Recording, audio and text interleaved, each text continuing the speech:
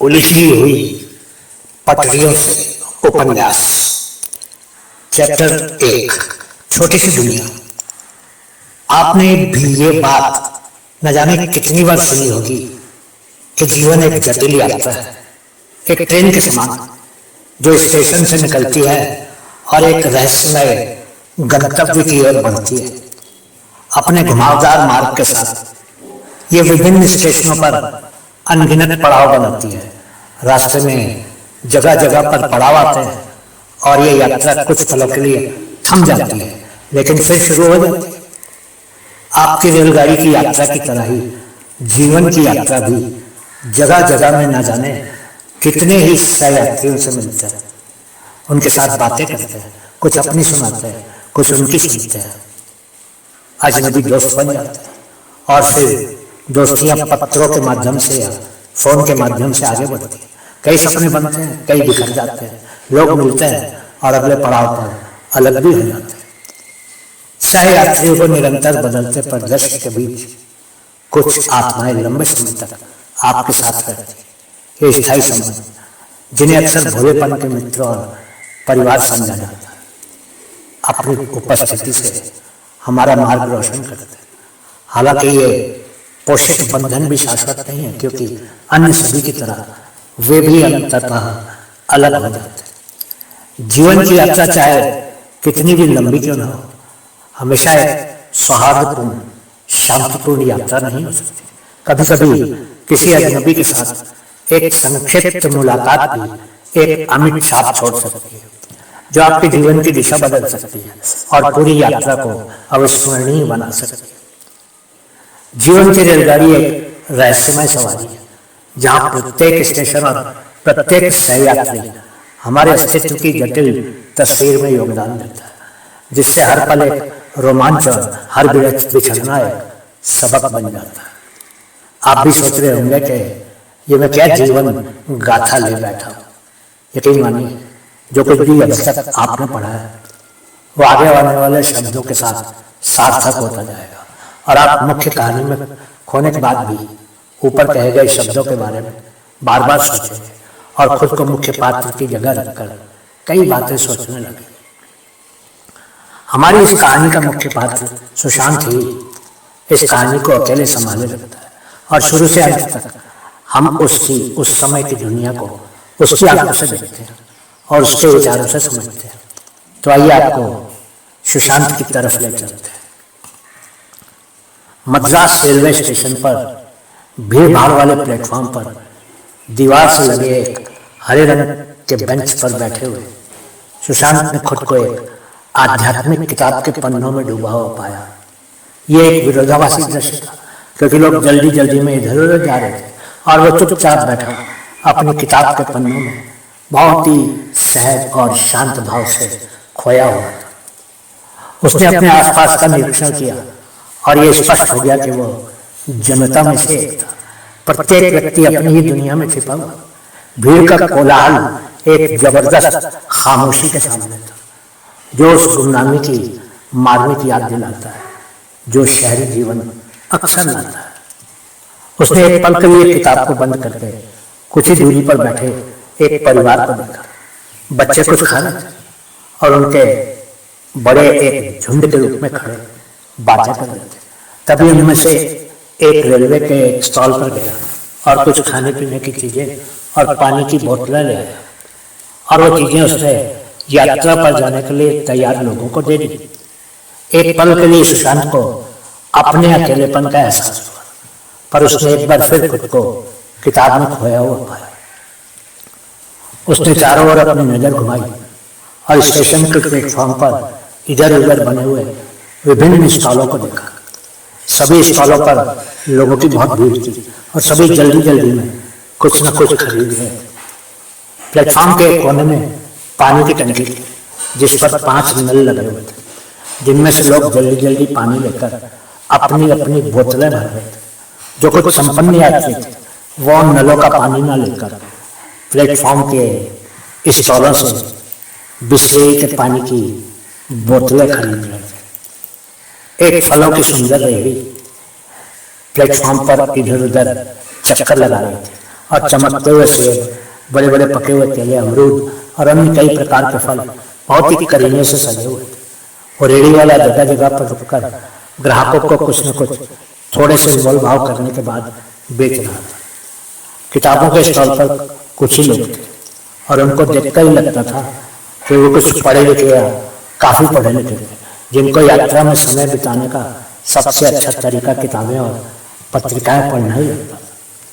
लेकिन सभी में एक बात दिखी कि सभी न जाने किस जल्दी में थे, क्योंकि ट्रेन के आने में अभी वक्त बाकी था। सुशांत ने देखा कि कुछ ऐसे भी लोग थे जो चुपचाप जगह जगह पर बैठे हुए और कुछ सोच रहे थे, और उनको ऐसा लगता था कि वो शायद अपने पीछे घर पर छूट गई दुनिया को भी साथ लेकर ही आए थे।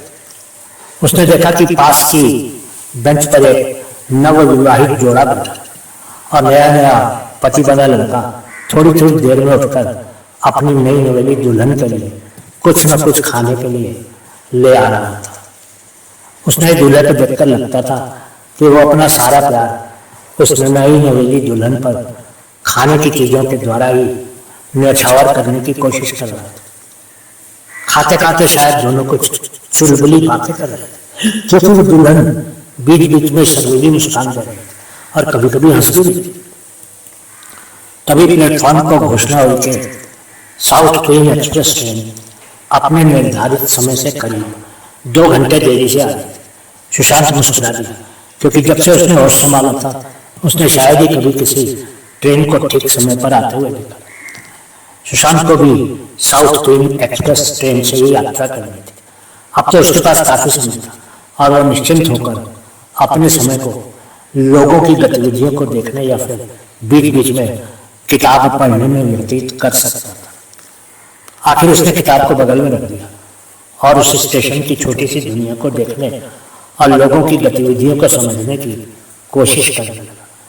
सुशांत जानता था कि वहां उपस्थित हर इंसान की अपनी अपनी कोई न कोई कहानी थी, लेकिन सभी जैसे थे अपनी कहानी में खुद ही डूबा रहना चाहते थे। हाँ, कुछ लोग जरूर थे जो जरूरत से कुछ ज्यादा ही बात होनी थी और वो अजनबियों से कुछ इस तरह से बातें कर रहे थे जैसे कि उनको वर्षों से जानते हैं।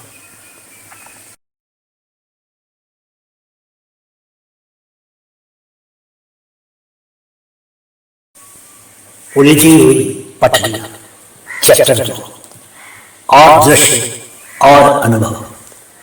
सुशांत जो किताब पढ़ रहा था वो एक आध्यात्मिक किताब थी। कुछ देर जरूरत देखने के बाद उसने उस पुस्तक को बंद किया और फिर उसको अपने हैंडबैग में सुरक्षित रख दिया। उसने एक बार फिर से उस प्लेटफॉर्म पर दिख रहे लोगों का और उनकी गतिविधियों का अवलोकन और सर्वेक्षण करना शुरू कर दिया। सुशांत किसी भी चीज के या लोगों के छोटे से छोटे पक्ष की गहराई को जांचने में और परखने में पूरी तरह से निपुण था, और वो अक्सर आसपास दिख रही चीजों और गतिविधियों के बारे में बहुत देर तक सोचता रहता था और मन ही मन उन चीजों और लोगों के बारे में अपने निष्कर्ष निकाल लेता था। सुशांत का सादगी में बहुत यकीन था और वह जीवन में किसी भी प्रकार के दिखावे या बनावट को अपने नजदीक नहीं आने देता था। उस दिन यात्रा के समय भी वो बहुत ही सामान्य सी एक हल्की नीली कमीज और एक गहरी नीली पैंट पहने हुआ था।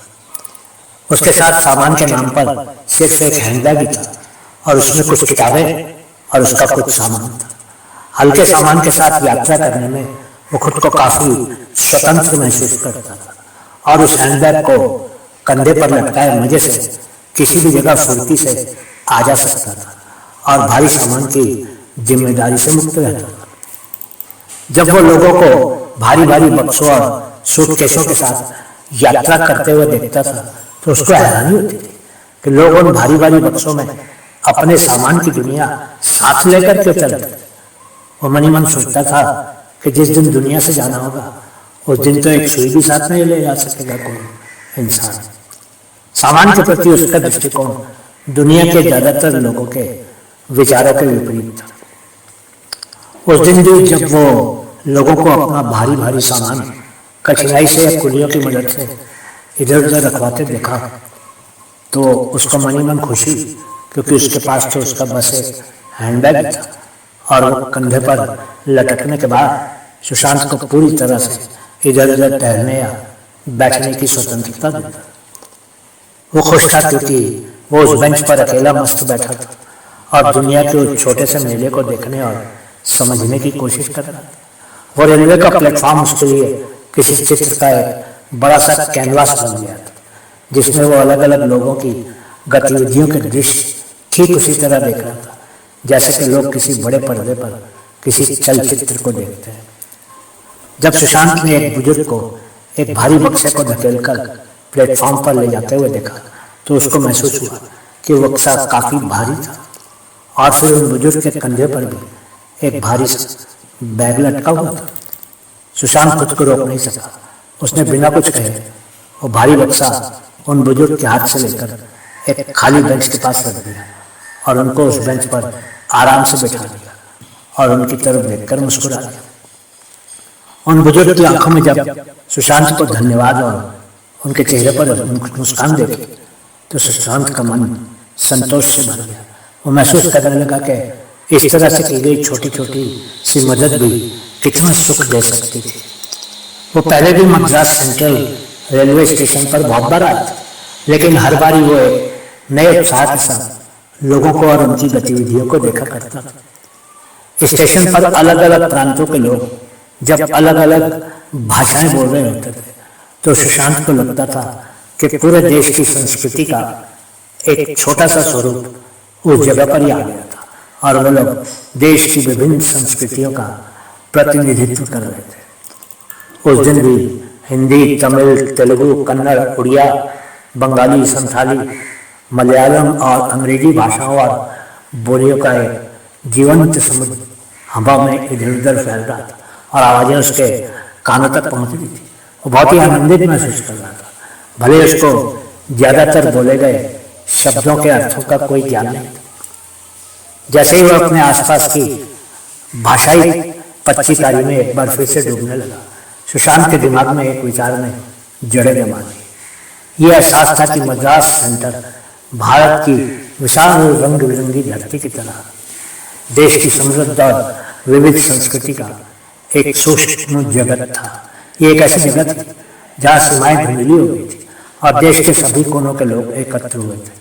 प्रत्येक ने उन आवाजों की स्वर लहरी को तैयार करने में योगदान दिया था जो किसी के अस्तित्व के मूल को छूती थी। इस क्षण में जब वह भाषाई बहुरूप दर्शन के बीच खड़ा था तो सुशांत को एकता की गहरी भावना महसूस हुई। ये एक अनुस्मारक था कि भारत को रंगीन बनाने वाली भाषाओं, संस्कृतियों और परंपराओं की भीड़ के बावजूद मानवता का एक साझा धागा मौजूद था जो उन सभी को एक साथ बांधता था। स्टेशन केवल एक पारगमन बिंदु नहीं था, ये भारत की असाधारण धरती का एक जीवंत प्रमाण था जहाँ विविधता का जश्न मनाया जाता था और एकता इसका अंतर्निहित सार था।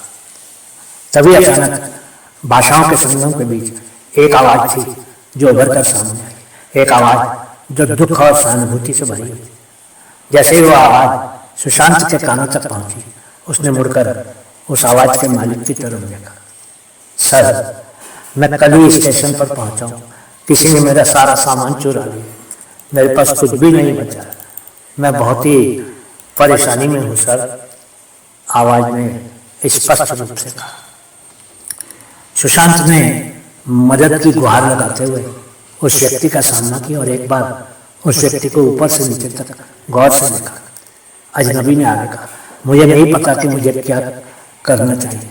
अगर मैं अकेला होता तो मैं किसी तरह काम कर लेता, लेकिन मेरे बच्चे और पत्नी के साथ मैं बहुत ही परेशान हूँ। सुशांत ऐसी स्थितियों से अनजान नहीं था। उसने कई बार रेलवे स्टेशन पर इसी तरह की परेशानियों से जूझ रहे लोगों का सामना किया। वो आदमी लगभग 40 साल का लग रहा था। उसके बाल बिखरे हुए थे, उसके चेहरे पर गहरी निराशा थी, उसकी आंखों से आंसू बह रहे थे। उसके कपड़े एक पारिवारिक व्यक्ति से मेल खाते, लेकिन उसकी आवाज में हताशा, उसकी अपील में तात्कालिकता थी जिसने सुशांत के मन को छुआ। उस व्यक्ति के दुख की गुहार को सुनने के बाद भी सुशांत कुछ देर तक चुप ही रहा। वो सोचने लगा कि हर व्यक्ति की अपनी कहानी और इस सामने खड़े व्यक्ति की कहानी अजीब है। बेचारा एक स्टेशन पर पत्नी और बच्चे के साथ और जेब में पैसा नहीं और सामान भी चोरी हो चुका। सुशांत ने स्टेशन पर अपने पहले अनुभवों से बहुत कुछ सीखा और जान लिया था कि कई बार इस तरह के लोग गरीब और लूटे जा चुके लोगों की तरह यात्रियों से गुहार लगाते थे और उनकी मदद कर लेते थे। सुशांत जानता था कि ये भी लोगों का पैसा कमाने का एक तरीका था। अभी सुशांत कुछ सोच ही रहा था कि उस अजनबी सफेद से विनती की, सर कृपया मैं आपसे मदद की विनती करता हूँ, आपको मुझे कुछ नहीं देना, बस मेरे बच्चे को खिलाने के लिए कुछ खाने की व्यवस्था कर दीजिए। मेरा बच्चा बहुत भूखा है, उसने सुबह से एक निवाला भी नहीं खाया और उसकी चीखें लगातार जा रही, उसकी हालत अब असहनीय है। सर मेरे बच्चे को कुछ खरीद कर खिला दीजिए, मैं आपका बहुत आभारी रहूँगा। जब सुशांत ने अपने सामने का दृश्य देखा तो उसका दिल बैठ गया। पास की दीवार के पीछे उसने एक महिला को अपनी गोद में एक बच्चे को लेकर बैठे हुए देखा। बच्चे का चेहरा जो कभी गोरा था अब आंसुओं के कारण लाल हो गया था और माँ की आंखों का काजल धुंधला हो गया था, जिससे बच्चे के गालों पर काली धारियां पड़ गई। लगभग 35 साल की दिखने वाली महिला ने मदद की गुहार लगाते हुए अपनी नजरें सुशांत पर टिका दी। उसके कपड़े जो कभी शालीनता से पहने जाते थे अब अस्त व्यस्त और दागदार हो गए, जो लड़के के आंसू और उनकी स्थिति की उलझन का प्रमाण था। हालांकि पिछली बार खाए गए कई धोखों के कारण सुशांत सतर्क था, लेकिन एक बच्चे की पीड़ा की कठोर वास्तविकता और माँ की गंभीर नजर को नजरअंदाज नहीं कर सका और उसने महसूस किया कि वो लोग उसके साथ धोखा नहीं कर रहे और उसको सच में मदद की जरूरत थी। सुशांत के मन में उस परिवार और खासकर उस बच्चे के प्रति बहुत ही दया महसूस की और वो उनकी तरफ दया दृष्टि से देखने लगा।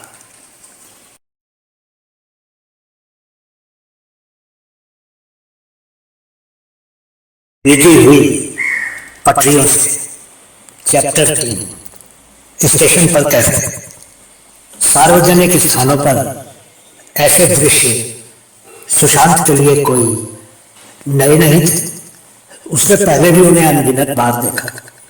यह एक आवर्ती तमाशा था जो कभी कभी महत्वाकांक्षी नाटककारों, अभिनेताओं और थिएटर कलाकारों के लिए प्रेरणा का काम करता था। इन प्रतीत होने वाले हताश क्षणों में अवसरवादियों का एक प्रेरक दल अक्सर एक जीवंत प्रदर्शन तैयार करने के लिए एक साथ आता है, जो आपको अपनी प्रेरक कहानी और प्रेरक भूमिकाओं के साथ अपने अभिनय से आकर्षित करता है। सुशांत सहित और भी अन्य दर्शक उन ढोंगी कलाकारों के प्रदर्शन से मंत्रमुग्ध हो जाते हैं, लेकिन अगले दिन पता चलता कि वही समूह एक बार फिर इकट्ठा हुआ था, इस बार नए दर्शकों और सुनाने के लिए एक नई कहानी के साथ। धोखा उसकी यात्रा का नियमित साथी बन गया था और उसके पिछले अनुभवों ने उसे परेशान कर दिया था और संशय में डाल दिया था। जैसे ही उसने उभरते दृश्य को देखा, उसे कठोर शब्दों के साथ प्रतिक्रिया देने की प्रेरणा महसूस हुई, लेकिन किसी चीज ने उसे रोक दिया। इसके बजाय उसने दूर से नाटक देखने का विकल्प चुनते हुए भीड़ में सबसे पीछे अपना स्थान ले लिया। अन्य लोग भी उस व्यक्ति की गुहार को सुन चुके थे। सुशांत के मन ने एक बार फिर से पलटी खा और उसने मदद न करने का फैसला किया, क्योंकि उसको लग रहा था कि वो आदमी और उसका परिवार से पैसे कमाने का एक नाटक कर रहे थे। सामने वो बच्चे का बाप चुपचाप खड़ा था और अब उसकी आवाज भी कमजोर हो गई थी और फिर कुछ देर के बाद वो अपनी पत्नी और बच्चे के साथ दीवार के साथ ही पीठ टिकाकर बैठ गया और बहुत ही बेबसी से लोगों को और सुशांत को देखने लगा। सुशांत ध्यान से उस अजनबी के चेहरे को पढ़ने लगा, लेकिन तभी उसने देखा कि उसकी पत्नी की आंखों से आंसू बह रहे। सुशांत असमंजस में था कि क्या वो आदमी सच बोल रहा था कि उसका सामान चोरी हो गया था। वो फिर से एक बार उन तीनों को बहुत ही गौर से देखने लगा। जब उसको महिला और उसके पति के विचलित चेहरे पर अनकहे संवाद लिखे हुए दिखने लगे और उसका मन पसीज गया। सुशांत के मन में एक आवाज फूट आई, ये मद्रास सेंट्रल स्टेशन का प्लेटफॉर्म है जहाँ हिंदी संवाद कम ही सुनाई देते हैं, क्योंकि वो आदमी हिंदी बोल रहा था। सुशांत ने निष्कर्ष निकाला कि वो आदमी अपनी पत्नी और उनका बच्चा दूर से यात्रा करके आए, लेकिन अचानक एक और अधिक सतर्क आंतरिक आवाज में प्रतिवाद किया, नहीं, इस धोखेबाज के शब्दों से प्रभावित मत हो, ये सब एक भ्रम से ज्यादा कुछ नहीं हो सकता। ये आदमी नाटक कर रहा है और तुमको प्रभावित करके किसी तरह तुमसे कुछ न कुछ पाने की कोशिश कर रहा है। सुशांत का दिमाग सहानुभूति और संदेह के बीच एक नाजुक नृत्य में उलझ गया था। जरूरतमंद लोगों की सहायता करने की इच्छा और संभावित धोखे से खुद को बचाने की जरूरत के बीच बटा हुआ।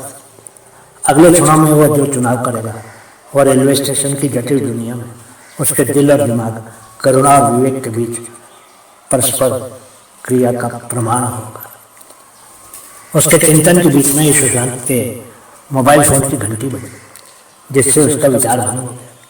हाय, कहाँ हो? मैं तो यार मद्रास सेंट्रल स्टेशन पर हूँ। सुशांत ने दूसरी तरफ से आई हुई आवाज को सुनकर बोलना शुरू। मद्रास सेंट्रल? वो यार, वहाँ के वेटिंग रूम के पास के कैफे में वेज बर्गर और चाय का स्वाद चखो, बहुत ही बढ़िया खाना मिलता है, खाकर देखना, खाना बहुत अच्छा लगेगा। और अगर समय मिले तो प्ले कॉर्नर पर जाना, तुम प्लेटफॉर्म पर बने हुए प्ले कॉर्नर में पूल और बिलियर्ड्स का आनंद ले सकते हो। फोन पर उसके दोस्त की आवाज़। सुशांत ने अपने दोस्त के उत्साहपूर्ण सुझावों को सुना और सिर हिलाया।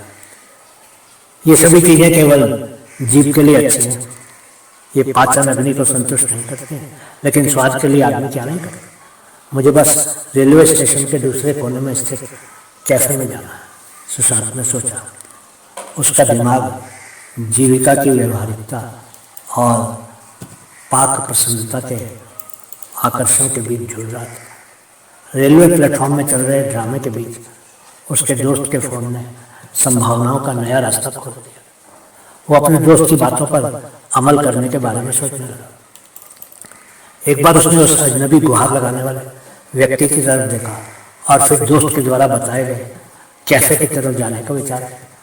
न जाने के अचानक ही उसके मन में उत्पन्न हुई करुणा दब गई और वो धीरे धीरे कंधे पर अपना बैग लटकाए उस कैफे की तरफ चलने लगा। कैफे के अंदर दाखिल होकर उसने एक कोने में एक खाली कुर्सी पर बैठने का फैसला किया और वो उस तरफ चल गया। सुशांत को कैफे में खाली कुर्सी पर आराम मिला, जहाँ चमकदार बिजली के बल्बों की एक पंक्ति आसपास के वातावरण में चमक बिखेर रही। उसने अपना ऑर्डर दिया और लगभग आधे घंटे के बाद उसके सामने खाने पीने की चीज़ों का एक छोटा सा संग्रह मेज पर सज गया। उस खाने को देखकर उसको लगा जैसे कि किसी महिला के छोटे कपड़ों की तरह ही था, जिसकी लागत तो बहुत थी पर आकार और परिमाण बहुत कम था। वो एक बार उसके सामने रखे हुए खाने को देखकर मुस्कुरा दिया। उसने सोचा कि 100 रुपये की वो चाय और 2 सैंडविच कीमत से बहुत कम थे और उसकी भूख भी शांत नहीं हो सकती। लेकिन फिर उसको ख्याल आया कि वो रेलवे स्टेशन पर था, जहाँ सामान बेचने वाले उस एक दिन को ही शायद अंतिम मानते थे और जितना हो सकता था ग्राहकों के जेब से पैसे निकलवाने की कोशिश करते। वो सोचने लगा कि उसके दोस्त ने उस कैफे की इतनी तारीफ की थी तो शायद खाना कुछ ज़्यादा ही स्वादिष्ट होगा। हो सकता है कि ये इतना स्वादिष्ट ना हो कि 100 रुपये खर्च किए जाए, लेकिन ये सब नाम के बारे में है ना। और जब आपको रेलवे स्टेशन पर ऐसी चीज़ें मिलती हैं तो वो प्रीमियम के साथ आती हैं, सुशांत ने सोचा। उसने सावधानी से चाय का एक घूंट लिया। सुशांत ने कैफे और भव्य होटलों के बीच काफ़ी अंतर देखा। स्थापित प्रतिष्ठानों में आप अक्सर अपनी चाय के घटकों को अपने सामने बड़े करीने से व्यवस्थित पाते। गर्म पानी, दूध और चीनी, जिससे आप अपना खुद का कप तैयार कर सकते हैं। हालांकि सुशांत को इस कला में कभी महारत हासिल नहीं थी। उसके सामने चाय संतोषजनक नहीं थी और वो फीके पेय की कीमत पर मुस्कुराए बिना नहीं रह सकता। मनोरंजन की भावना के साथ उसने 25 रुपये की चाय छोड़ दी और कैफे से बाहर चला गया। उसने दोनों सैंडविच किसी तरह दांतों से चबाई बनाई, बड़े बड़े टुकड़ों में अपने पेट के अंदर पहुंचा दिए, क्योंकि 75 रुपए के वो 2 सैंडविच वो प्लेट पर छोड़कर भी तो नहीं जा सकता था।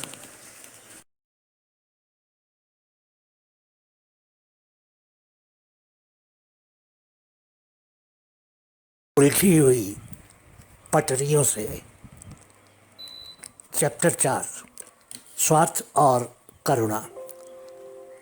कैफे में अपने संक्षिप्त दौरे के बाद सुशांत उसी खाली बेंच पर लौट आया जहां वो पहले बैठा था, और जो अब भी पहले की तरह ही खाली था।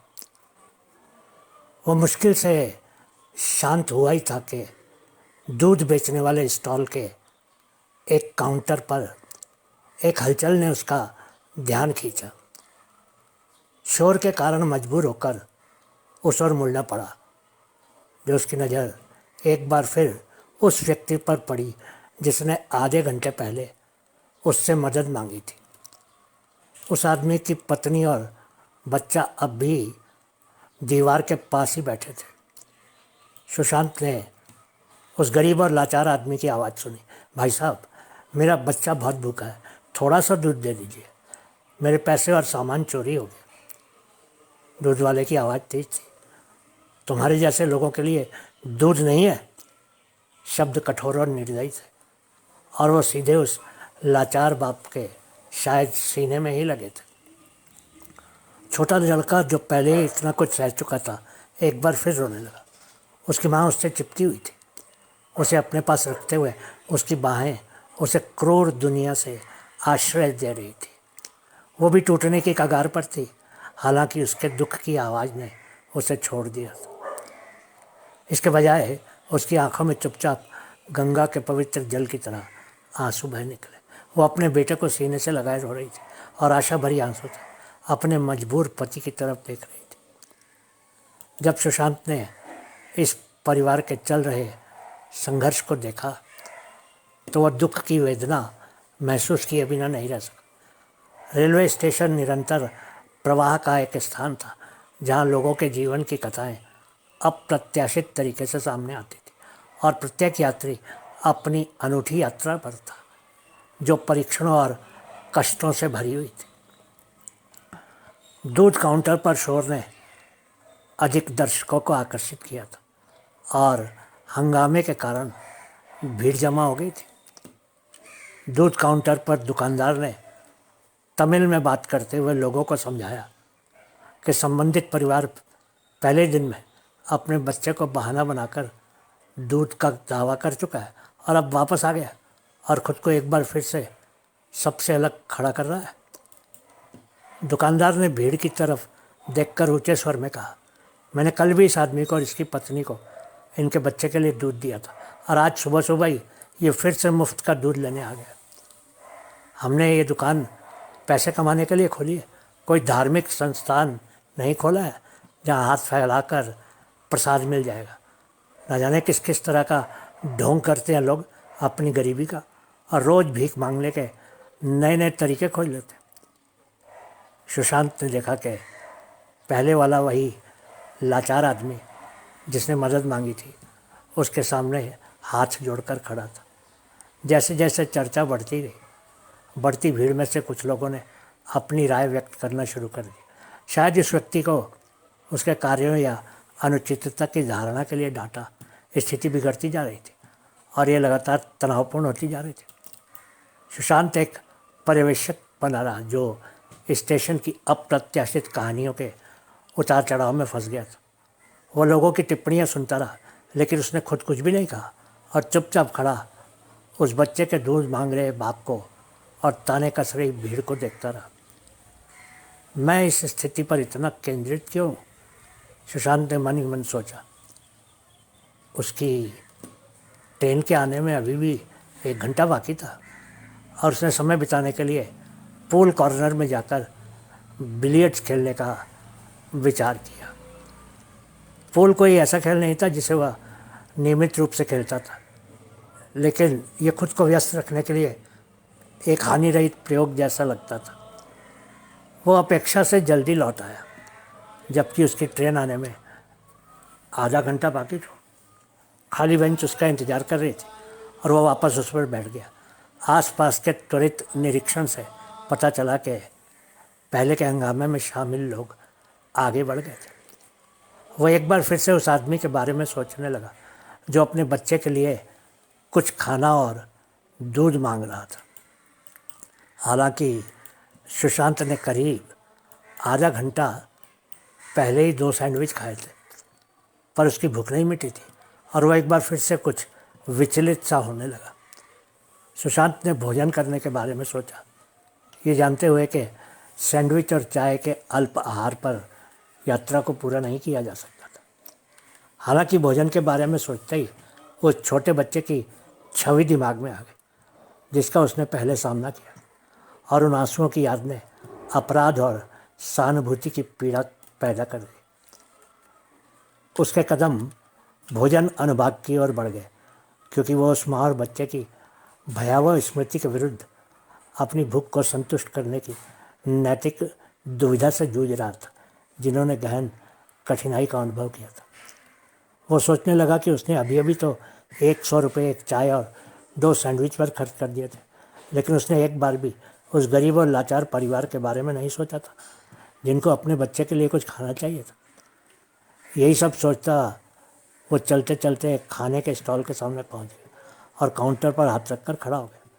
उस स्टॉल के सामने 2 मेज और कुछ कुर्सियां लगी हुई थी जहां बैठकर ग्राहक खाना खा सकते थे या चाय कॉफ़ी का ऑर्डर दे सकते। अन्ना, आप क्या चाहते हैं? कुछ खाने का ऑर्डर करना है सर? दुकानदार ने सुशांत को उसके चिंतन से जगाने की कोशिश में भाषाओं का मिश्रण इस्तेमाल किया। आपके मेन्यू में क्या क्या खाना पीना है? सुशांत ने पूछा। इस समय वो अपने भोजन के साथ प्रयोग करने का इच्छुक नहीं था और वो जल्दी से जल्दी कुछ ठोस आहार खाना चाहता। बहुभाषी संचार में माहिर दुकानदार ने खाने की सामग्री की सूची सुना दी, जिसमें वेज बिरयानी, डोसा, इडली, वड़ा और चपाती शामिल थे। ये सभी दक्षिण भारतीय व्यंजनों के मुख्य आधार थे। हालांकि दुकानदार ने जिस ढंग से उन सब चीज़ों के नाम जल्दी जल्दी लिए थे, एक बार तो सुशांत को लगा कि वो सभी चीज़ें मंगवा लें, लेकिन फिर कीमत के बारे में सोचकर ठिठक गया और कुछ सोचने लगा। खाने की सभी चीज़ों पर विचार करने के बाद आखिर सुशांत ने एक परिचित विकल्प चुना, एक वेज बिरयानी। उसने फैसला किया। वो जानता था कि उस स्टेशन पर वो वेज बिरयानी 100 रुपये से अधिक की तो नहीं हो सकती, और फिर एक बिरयानी से उसका पेट भर जाने वाला था। दुकानदार ने एक प्लेट बढ़ाई और कीमत बताई, 22 रुपये।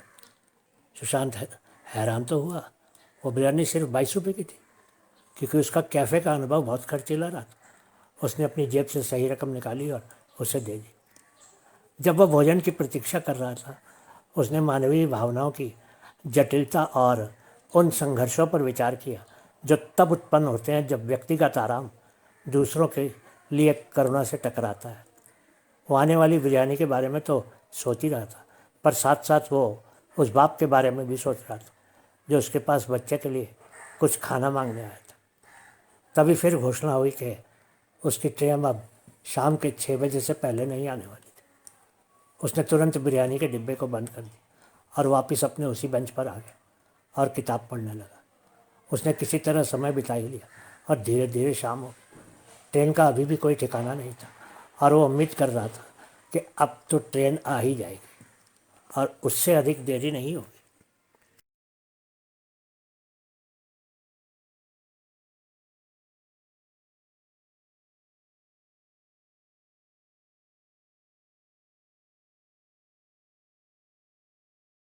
उलझी हुई पटरियों से चैप्टर 5, बिरयानी का पैकेट। प्लेटफॉर्म नंबर 1 पर अंधेरा छाया हुआ था, लेकिन तब तक सुशांत को अपने खाने के लिए जगह मिल गई थी। शाम होते होते प्लेटफॉर्म पर भीड़ कुछ कम हो गई थी और उस दौरान बहुत सी रेलगाड़ी आई और चली गई थी। सुबह खरीदी हुई बिरयानी उसने किसी तरह धीरे धीरे खा ली थी, पर उसको खाए हुए भी करीब 5 घंटे बीत चुके थे। उसने 22 रुपये देकर एक पैकेट बिरयानी का और ख़रीद लिया। वो रेस्टोरेंट के सामने लगे एक बेंच पर बैठ गया और अपना खरीदा हुआ खाने का पैकेट खोलने लगा। लेकिन तभी उसके हाथ रुक गए। अचानक ही किसी के रोने की आवाज़ उसके कानों तक पहुंची थी और उसने पैकेट को खोलना छोड़ दिया। सुशांत ने देखा कि वो उस गरीब और लाचार आदमी की पत्नी थी जो सीने से अपने बच्चे को लगाए जोर जोर से रो रही थी। उसके पति ने कहा, अब रोना बंद करो, सब कुछ तो चोरी हो गया और फिर तुमने अपने गहने भी सूटकेस में रख दिए थे, नहीं तो तुम्हारी बालियाँ और सोने की चूड़ियाँ बेचकर ही पैसे ले आता। मेरे जेब में तो सिर्फ 20 रुपये थे जो कल खर्च हो गए। मेरा एटीएम कार्ड भी तुमने तुम्हारे पर्स में ही रखा था और तुमने वो पर्स भी अपने सूटकेस में रख दिया था। आप किसी से फिर विनती कीजिए ना। अब तो मैं वापस अपने शहर जाने के बारे में सोच रहा हूँ। मेरा मोबाइल भी तुम्हारे पर्स में ही था और मुझे तो किसी का नंबर भी याद नहीं है, नहीं तो किसी को फ़ोन करके किसी से कुछ पैसे मंगवा लेता, किसी दुकानदार के नंबर से फ़ोन करके। अब तो मैं सोच रहा हूँ कि हमको बिना टिकट ही वापस जाना पड़ेगा और वो भी भूखे प्यासे। आप मेरी और अपनी चिंता छोड़ दीजिए, बच्चे के लिए कुछ खाना ले आइए, नहीं तो ये बेचारा तो भूख से बिलखता हुआ बेहोशी हो जाएगा और फिर शायद हम इसको बचा नहीं। तुम हौसला रखो, मैं कुछ करता हूँ, किसी से फिर से विनती करता हूँ, शायद कोई पैसे या कुछ खाना दे दे। चलो मैं देखता हूँ। पत्नी को यह समझाने के बाद वो आदमी चुप रहा। उसके पास शब्द नहीं थे। बच्चा भी कुछ शांत हो गया था। शायद अपनी परेशानी के कारण उसने कार्य कर या बोलने की क्षमता खो दी थी। सुशांत का रात्रि भोज अछूता रहा और उसने खाने के पैकेट को मेज पर रख दिया बिना खोले, क्योंकि उसके सामने मानवीय निराशा का नाटक चल रहा था और वह रेलवे स्टेशन की छाया में सामने आने वाली जीवन की कई परितों को प्रतिबिंबित करने से खुद को नहीं रोक सका। सुशांत ने अपने खाने के पैकेट का खुला ढक्कन बंद कर दिया और उस पैकेट को ले जाकर उस बच्चे की माँ को दे दिया जो अपनी छाती से अपने भूखे बच्चे को लगाए रो रही थी। उस औरत ने बिना कोई प्रतिक्रिया दिखाए सुशांत से वो पैकेट ले लिया, फिर उसकी तरफ कृतज्ञता भरी आंखों से देखने लगी। तभी सुशांत ने देखा कि उस औरत के पति की आंखों में भी आंसू छलकने लगे थे। सुशांत ने भले ही सिर्फ 22 रुपये के खाने से ही उनकी मदद की थी, पर बच्चे के माता पिता के चेहरे के भावों को पढ़ने के बाद सुशांत को लगा जैसे कि उनके लिए वो बिरयानी का पैकेट दुनिया के किसी भी खजाने से अधिक मूल्यवान था। जैसे ही स्टेशन पर एक घोषणा गूंजी जिसमें प्लेटफॉर्म नंबर 6 पर साउथ क्वीन एक्सप्रेस के आसन्न आगमन की घोषणा की गई, भीड़ अपनी सीटों को सुरक्षित करने और अपनी यात्रा शुरू करने के लिए उत्सुक होकर अपने अपने डिब्बे की ओर तेजी से बढ़ी। सुशांत भीड़ में शामिल हो गया, जानबूझकर लेकिन भारी कदमों के साथ अपने निर्धारित डिब्बे की ओर बढ़ा और अंततः समय पर अपनी बर्थ पर पहुंच गया। अंदर बैठने के बाद उसने खिड़की से बाहर देखा तो पाया कि स्टेशन से एक आदमी अपनी पत्नी और बच्चे के साथ अनारक्षित डिब्बे की ओर बढ़ रहा था। वेज बिरयानी का पैकेट माँ की गोदी में उस बच्चे के हाथों में था, जो साझा भोजन का प्रतीक था जिसने उन्हें थोड़े समय के लिए एकजुट कर दिया था। जैसे ही मद्रास सेंट्रल से ट्रेन आगे बढ़ी, सुशांत ने अपने हैंडबैग में हाथ डाला और एक किताब निकाली जो इन पंक्तियों के साथ खुलती थी। ये जीवन एक ट्रेन की तरह है जो एक स्टेशन से शुरू होती है और गंतव्य तक जाती है। शब्दों को पढ़ते हुए उसने खुद को अपनी बर्थ पर धीरे धीरे नींद में डूबते हुए पाया। ट्रेन की लयबद्ध गति उसे सपनों की दुनिया में ले जा रही थी, जो अनगिनत यात्राओं और मुठभेड़ों को प्रतिबिंबित कर रही थी, जो जीवन की दृश्यावली का गठन कर रही थी।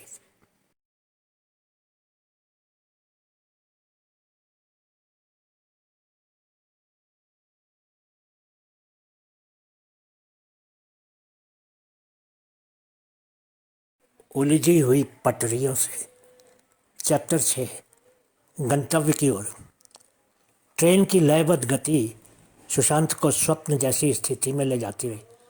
उसकी बर्थ की आधी रोशनी में वो जो किताब पढ़ रहा था, उसके शब्द उसके विचारों में नाच रहे थे, जो दिन की घटनाओं के साथ गहराई से गूंज रहे थे। ऐसा लगता था मानो वे उसका एक हिस्सा बन गए हो, उसके दिमाग में अंकित यादों में के साथ घुल मिल गए हो और उसकी आत्मा में समा गए हो। घंटों तक वह जागने और नींद के बीच झूलता रहा, वास्तविकता और सपनों के बीच की सीमा पर तैरता रहा। ट्रेन जो जीवन की अनवरत यात्रा का प्रतीक है, उसे लगातार आगे ले जा रही थी। उन मार्मिक पंक्तियों की गूंज जो उसने पहले पढ़ी थी, उसके पास लौट रही थी। ये पुस्तक महज एक उत्प्रेरक थी, उसके अपने जीवन की भूल भुलैया में प्रवेश। सुशांत की अपनी कहानी उसके सामने खुल गई और वो एक दर्शक था जो अपने अतीत, वर्तमान और शायद अपने भविष्य के दृश्यों को एक साथ देख रहा था। गाड़ी के डिब्बे और नीचे की पटरियां खड़खड़ाने लगी और हिलने लगी, और सुशांत की श्रद्धा उसकी खिड़की से बाहर गुजरते परिदृश्य को प्रतिबिंबित कर रही थी। प्रत्येक स्वप्न जैसा दृश्य उसकी अपनी जीवन यात्रा का प्रतिबिंब, यादों और क्षणों का एक रहस्य दृश्य कोलाज प्रतीत होता था जिसने उसे आकार दिया था।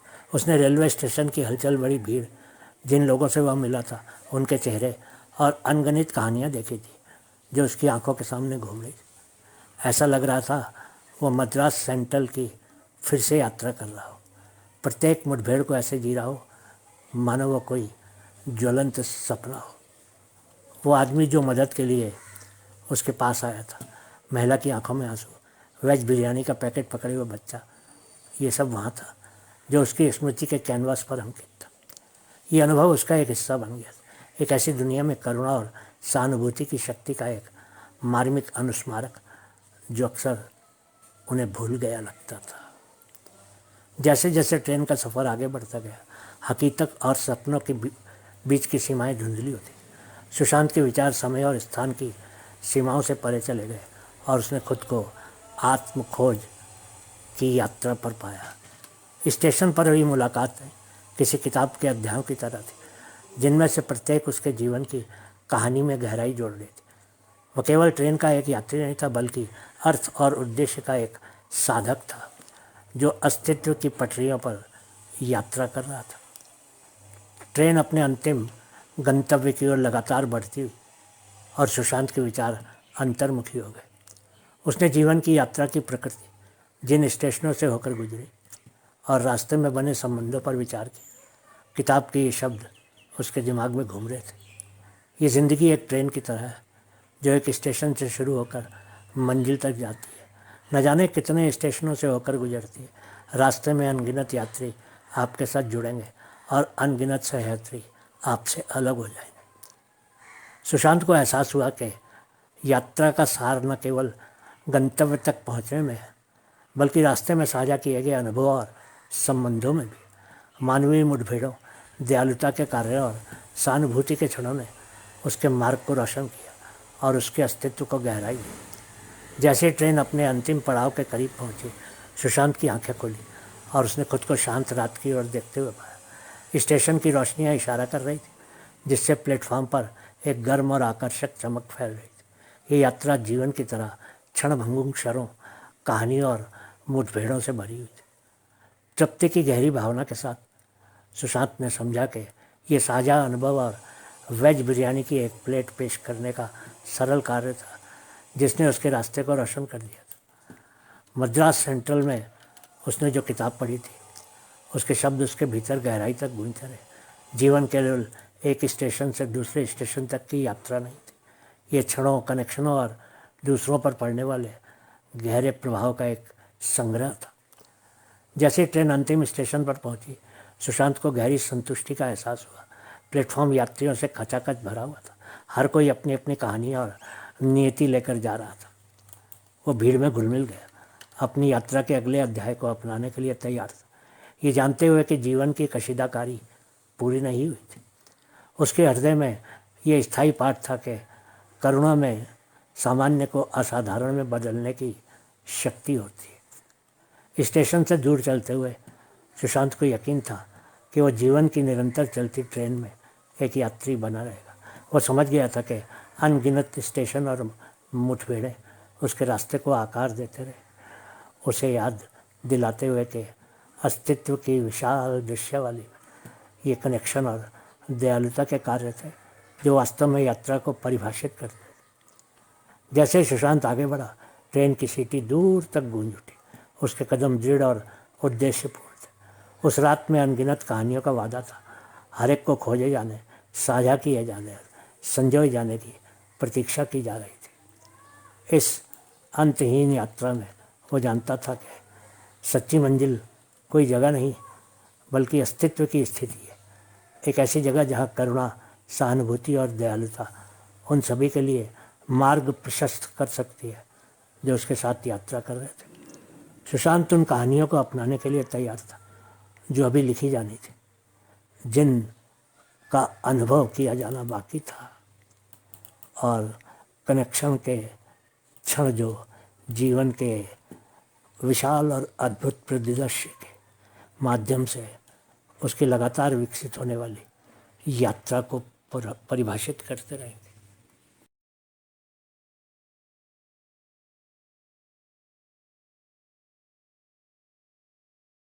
उलझी हुई पटरियों से चैप्टर 7। गाड़ी छूट गई। जैसे ही उसने नई दिल्ली रेलवे स्टेशन से बाहर आकर एक टैक्सी को रोका और पटेल नगर चलने को कहा, उसकी आंखों के सामने वो दृश्य घूम गया जो पिछले एक दिन भर उसकी आंखों के सामने था। पिछले 72 घंटों में तो वो ये भी भूल गया था कि वो मद्रास से दिल्ली क्यों जा रहा था। वो पिछले 5 वर्षों से मद्रास में एक बड़ी कंपनी में सीनियर सुपरवाइज़र के पद पर काम कर रहा था और महीने के करीब 45,000 रुपये कमा रहा था। लेकिन पिछले हफ्ते अचानक उसके पिताजी ने उसको चिट्ठी लिखी थी कि उसको जल्दी से घर वापस आ जाना चाहिए था, क्योंकि सुशांत की पत्नी सुशांत के माता पिता से बहुत झगड़े करने लगी थी और अब वो सुशांत को छोड़कर दूर जाने की धमकी भी देने लगी थी। सुशांत जानता था कि उसकी पत्नी शर्मिला थोड़े गुस्सैल स्वभाव की थी और वो चाहती थी कि या तो सुशांत उसको भी अपने साथ मद्रास में रखे या फिर मद्रास की नौकरी छोड़कर दिल्ली वापस आ जाए। वो साल में सिर्फ 1 महीने के लिए ही घर वापस आता था। पिछले 5 वर्षों में वो सिर्फ 5 बार ही दिल्ली आया था और उसने वो दिन अपनी पत्नी शर्मिला के साथ बिताए थे और उसको खुश रखने की पूरी कोशिश की थी। वो शर्मिला को अपने साथ मद्रास नहीं ले जा सकता था क्योंकि पीछे दिल्ली में उसके बूढ़े माता पिता की देखभाल करने वाला कोई भी नहीं था। इस बार जब उसको उसके पिताजी की चिट्ठी मिली तो भी उसने इस बात को गंभीरता से नहीं लिया। उसने फैसला किया था कि वो माता पिता को समझा बुझाकर 1 महीने के लिए अपनी पत्नी शर्मिला को अपने साथ मद्रास ले आएगा और फिर वापस दिल्ली भेज देगा। उस बड़ी कंपनी में काम करने के साथ साथ सुशांत कहानियाँ भी लिखता था और उसको पत्र पत्रिकाओं में छपी उसकी कहानियों से भी काफ़ी पैसे मिल जाते थे, इसलिए पैसों का कोई अभाव नहीं था। उसको पूरा यकीन था कि वो घर पहुंचकर उसकी पत्नी को एक बार फिर से मना लेगा और उसको बहुत सी चीज़ें खरीद कर देगा ताकि वो अगले 1 वर्ष तक बिना शिकायत के उसके माँ बाप की सेवा करती रहे।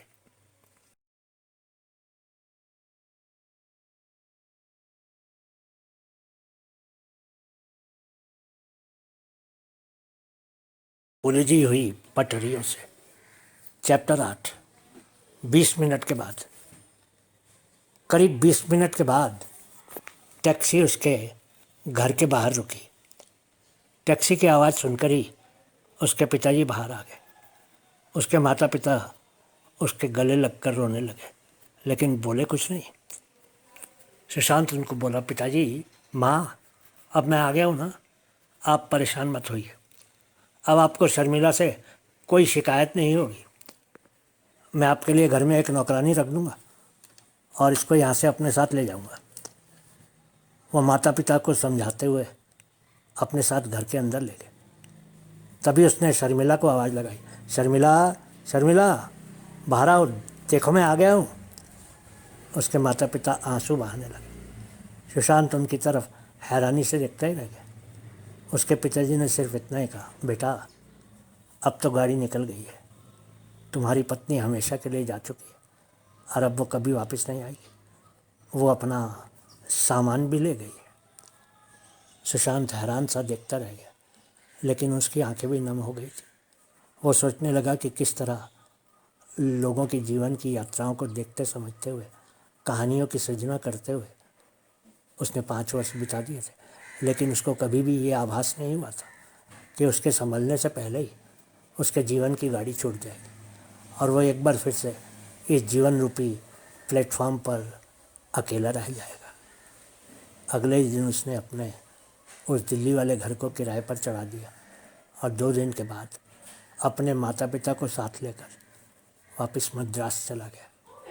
वो अब असमंजस में था कि वो जीवन की रेलगाड़ी को उलझी हुई पटरियों से निकालकर सीधी पटरी पर कैसे लाएगा। सुनने के लिए आपका बहुत बहुत शुक्रिया।